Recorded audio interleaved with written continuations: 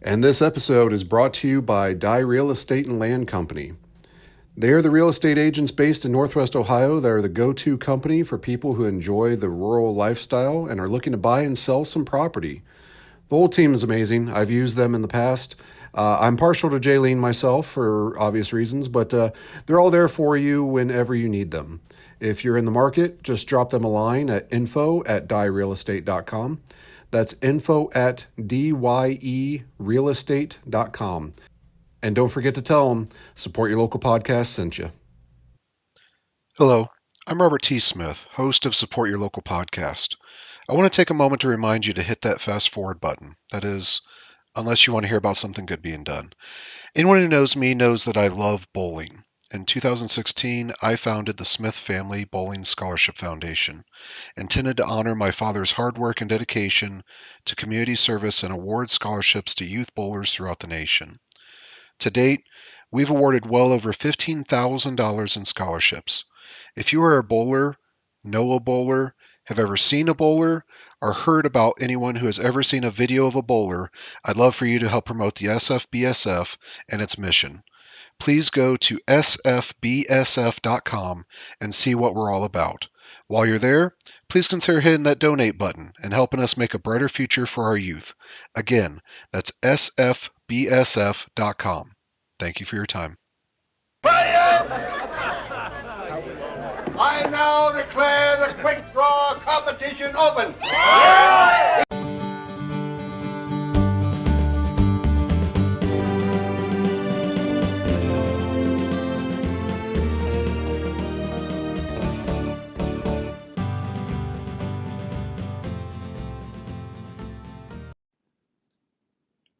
Howdy, everyone. Pull up a chair, kick up your boots, and take a sip on a nice cold brew. It's The Quick and the Pod, the season 2 episodes of the Support Your Local Podcast show, where we take a look at the Sam Raimi 1995 classic, The Quick and the Dead, one chapter at a time. I am your host, as always, Robert Smith, coming to you from beautiful Tombstone. Yes, that one. Today we take a look at Chapter 19, A Dirty Old Man. We start our chapter with... No, it can't, no. Damn it! Sharon Stone walking through the saloon door. Who is the scriptwriter for this? Why, all right, well, she walks through the saloon door. She's coming in from the rain, and she's trying to dry off by standing in front of the stove, and she takes notice that the crowd in the bar is a bit solemn, and some of them are looking upstairs. The blind boy, which, forgive me, is averting his glance to the floor, which I found interesting. Even Maddie Silk is troubled, and we start to hear yelling upstairs and a woman's scream of what appears to be pain. Stone is putting two and two together when she sees Pat Hingle paying a little too much attention to filling a jar of peanuts instead of looking up. We hear a voice hollering, "Get out of here!" and a door opens up from upstairs. And I don't know if this proves that the rooms have an inside and outside door that I mentioned in previous episodes, or if this just happens to be a room on the inside of the bar and the ladies is an outside one. I'm still not sure. But anyways, we see Katie running down the stairs, and she's crying and holding her shawl over her chest as she storms out into, well, the storm. I mean, I guess if you're going to storm out, you might as well head to a storm. Sharon Stone is beginning to process what she's just seen and the looks that she had, and she takes a look towards the stairs just in time to see Eugene, and he's coming down the stairs and zipping up his pants. He has what appears to be the necklace he was showing Katie earlier and putting it back into his breast pocket. So apparently Eugene is a bit of a take-backer. Um, he's holding a glass, and you can tell by this stumble that he's probably already had a few. Great drunk acting, by the way, throughout the movie by Kevin Conroy. No doubt he doesn't go over the top, but he just has that glazed over look that is just so realistic. he stops at the bottom of the stairs to tell Pat Hingle that Katie is going to be a real good earner, and oh, just skin crawl. This guy plays it the dirty old man role just a little too well. Um, I don't know the inner workings of this saloon. I know that Pat Hingle told Sharon Stone that the whores were next door, and that doesn't necessarily mean that he's in charge of said whores. Is that part of his saloon business, as so many establishments were back then? I dare you not to chuckle thinking about Pat Hingle in a pimp suit. So go on, picture it. You know you want to. Hashtag pimp Pat. Anyways, proprietor of a house of ill repute or not, that's that dude's daughter. And as a father of daughters, skin crawl. Absolutely skin crawl. Um, peek behind the scenes. I actually had a couple people lined up for this episode to guest host, and when they found out it was this chapter, some of them rightfully so kind of balked at it because just the content, just the looking at this through, and I'm even sad to say, it's like it shouldn't have to be 2023 eyes that makes this dude that creepy and this content a little bad. That should always have been that case, but. Yeah, so I'm tackling this alone, so I get to talk about the creepy old man. Rightfully so. There's a moment when Pat Hingle is going to pull a gun from Eugene's holster, but he's stopped at the prospect of getting killed himself, and this poor guy is he's just a coward, through and through. He's just a coward. He's in a bad situation. I get that, but oh, dude, that's your daughter. This isn't Herod. This isn't Herod that you're killing. This is Eugene. Eugene. Um, we'll have to see if there's some type of avenging angel, a vigilante, if you will, that can right the wrongs and come to the aid of Horace the bartender here in Gotham. I mean, redemption. Eugene sits down at the poker table as he's feeling a bit lucky tonight when one of them asks how she was, which, dude, ew. Eugene says that she wiggled like a fish, which, dude, ew. And that's all that Sharon Stone needs to hear. She snatches him by the back of his head and pulls him backwards out of his chair. She smartly moves her coat aside to get access to her pistol, just in case. But then she kicks Eugene in the mouth when he tries to get up. She tells him to get up, and they get into a collar and elbow tie-up. Perhaps a test of strength is coming next. But speaking of fake, we got to talk about what happens next. We just gotta. Sharon Stone throws a knee. And by that, I mean exactly what you would picture someone doing if they were going to knee you in the balls. And I think that what she being the actual actress Sharon Stone, thought her character was doing. Kevin Conroy, however, he must have been given a different direction because his reaction to the knee to the groin is to stretch up to the sky, get on his tiptoes, and whip his head back as if he was given a killer uppercut. Go back and watch it. I'll wait. No, really, go ahead. Pause the episode. Look at what I'm talking about. I'll wait. Okay, welcome back. Do you see what I mean? It is bad. Like bad. I'm really surprised that Raimi didn't catch that and use a different take. Um they're pulled apart and they scream that they'll kill each other, and I guess that means they've challenged each other. We cut to the outside pouring rain and both of them sprinting down the street shooting at each other. We cut to a wide shot and we see Eugene reacting to a bullet, coincidentally to the groin, and belly flopping onto the street. They're standing a pretty good distance apart, and roughly the distance you would see all the other gunfights starting at. And that's fine, except for what just happened prior. They were screaming in each other's faces, having to be physically restrained from each other. So that means that perhaps they were carried out to the street separately? Question mark. And why are they starting so far apart that they can sprint 10 to 15 yards shooting at each other before they're getting close enough that they reach the point they would ordinarily be starting at? It's a great visual. Don't get me wrong. Having them rage storming at each other is a good visual scene. Props to Raimi. However, when you put logic to it, did they stand there still mad until the clock struck?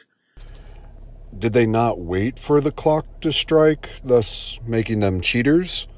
I mean, remember Pat Hingle's rules. He said no fights until the rain stopped. It's bad enough that we always fight without the chimes, but I think at some point he's going to have to step in as a referee. This is getting a little out of hand.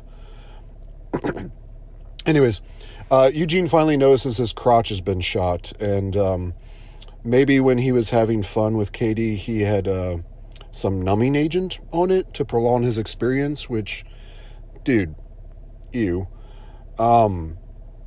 Maybe he just couldn't literally feel his junk. I don't know how you go so long without noticing that your penis has been blown off, but whatever. He's shot again by the lady, and we see her holding her left arm in a way that makes me think she caught a bullet to the shoulder.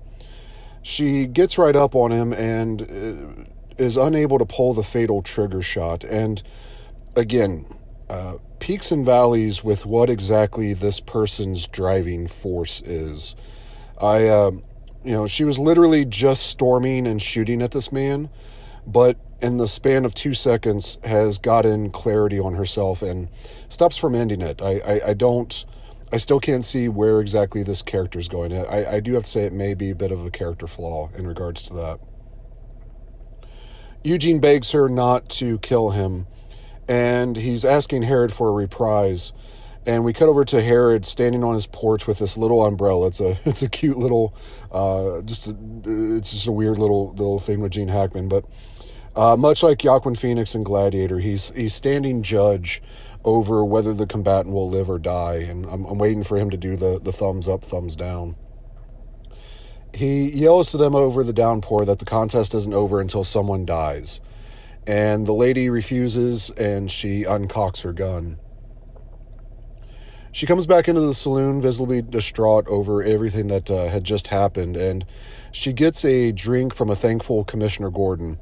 And when he hands the glass to her by holding it in a way that only means it will be shot, lo and behold, of course, it's shot by Eugene coming through the door.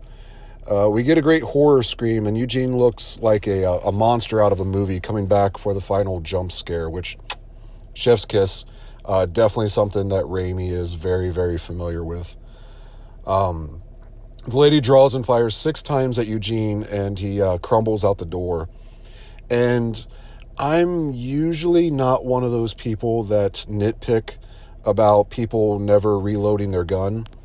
In fact, I think that anytime outside of a deep dive like a Movies by Minutes podcast, that most people don't really take the time to do the math and make it a big deal, which is perfectly fine. But however, I am doing a Movies by Minutes podcast, so here it goes. She fired 4 or 5 times outside in the rain, and I'm guessing that she came right into the saloon afterwards. And it didn't look like she was any condition emotionally or mentally to sit there and reload her gun. However, that is a 6-shooter. And she just fired 6 rounds into and around the area of Eugene.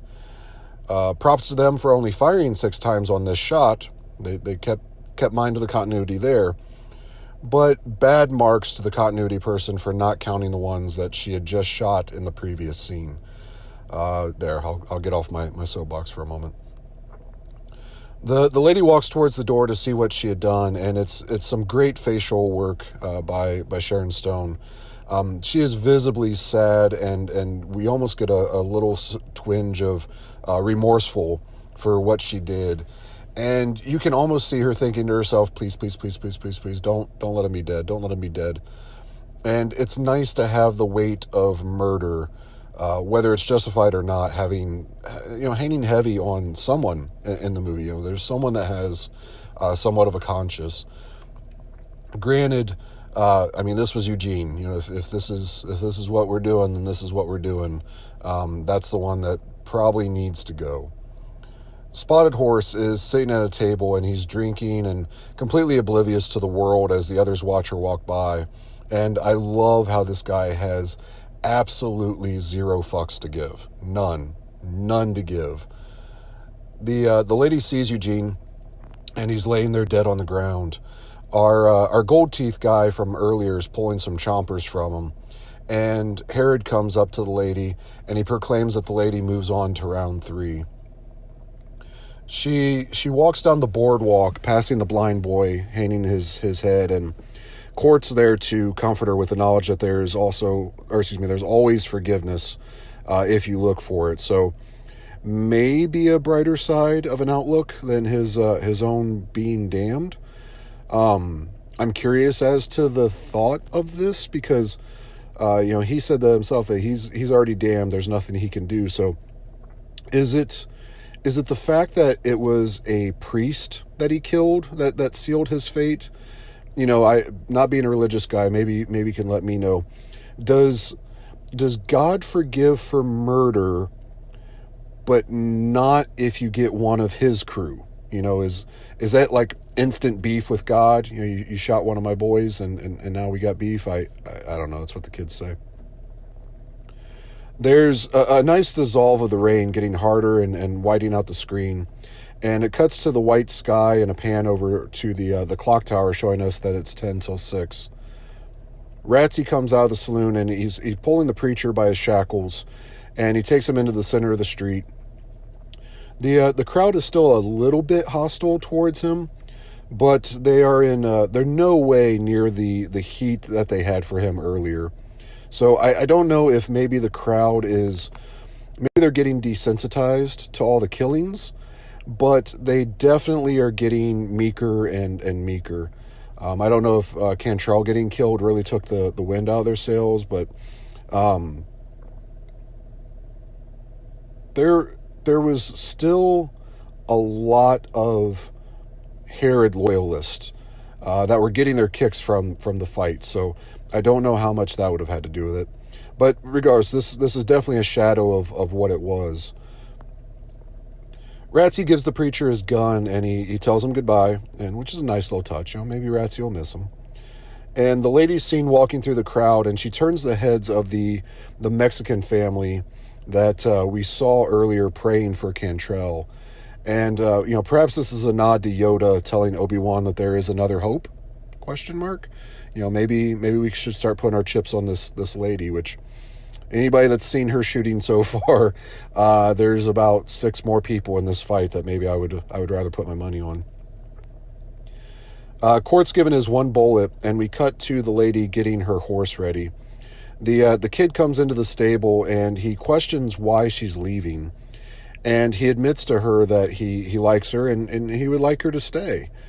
And this unfortunately falls on deaf ears because she doesn't care about anyone, and she doesn't care about anything, and she needs to leave. And she pushes open the doors to the stable, and we get this sweeping view of the sun, the clouds, the brush, and the mountains, and absolutely 1,000% beautiful.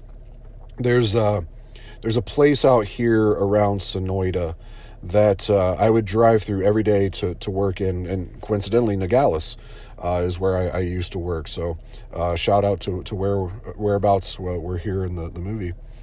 And as you go over this one hill when you're coming back into where I live, the countryside looks a lot like this. And it just opens up into this panoramic beauty is the only way I can really describe it. I tell all my friends and family that they should move out here, even if it's just so they can see this one thing. There's 1,000 of these views out here, but this one always got me every time I drove home. And it reminds me a lot like this shot here. So my folks that have never been out here that are listening, I can verify that that's not CGI. That's not a matte painting. That's 1,000% just a glamour shot out here in Arizona. And you can tell that it's one of the couple shots that Raimi really visualized and wanted to capture perfectly. And props to Dante for capturing it the way that he did. It's absolutely a breathtaking shot. We close our chapter with her putting her hat on, and she's claiming that she's through and just riding off into the sunset, much to the chagrin of the kid who yells his professed feelings for her. And it leaves me the question, I wonder what Maddie Silk thinks of this whole situation. So Maddie Silk obviously is the kid's girlfriend that we saw in our previous chapter right before the storm hit. And it's just a weird dynamic still of what is that dynamic? Does she know what happened between Leo and the lady? Does she care? You feel bad. She's essentially the cheerleader girlfriend or the small town girlfriend of the high school football star. The kid is the quarterback. And, how much of that stuff do you put up with, knowing that, maybe you still have a meal ticket in or out of this town? If you want to stay in Redemption, the kid's not a bad place to be. And if you're trying to get out of Redemption, you definitely have somebody that can protect you. And at the end of the day, it's Leonardo fucking DiCaprio, guys. Let's be honest. But yeah, that is where we leave off. We will come back next week for chapter 20, Court versus Spotted Horse. Hopefully have a nice little surprise for you during that chapter. Cliffhanger, spoiler, dun dun dun.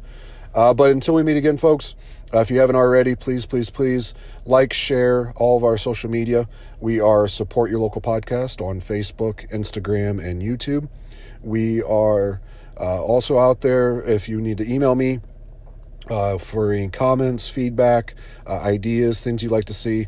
Always open to that stuff. Hit me up at SUP, that's SUPP, Your Local Podcast at gmail.com. If you haven't already, please, whatever podcatcher you're listening on, use their rate and review option to rate and review the show. I definitely would ask, hopefully for a 5-star review, but would love to just get the feedback on there. Helps me immensely, gets us moving up in the rankings, gets us moving on that algorithm so that I can get my soothing dulcet tones in more and more ear holes every week. It's absolutely free to do so. Obviously, this podcast is absolutely free. I don't charge anything for it. I never will. I do this sheerly for entertainment for myself and for you as well, hopefully. So all I ask is just a few seconds of your time to rate and review whatever podcatcher that you're on, rate and review the show, and get us moving up that chain. But until we meet again, folks, as always, I love you. But remember, support your local podcast.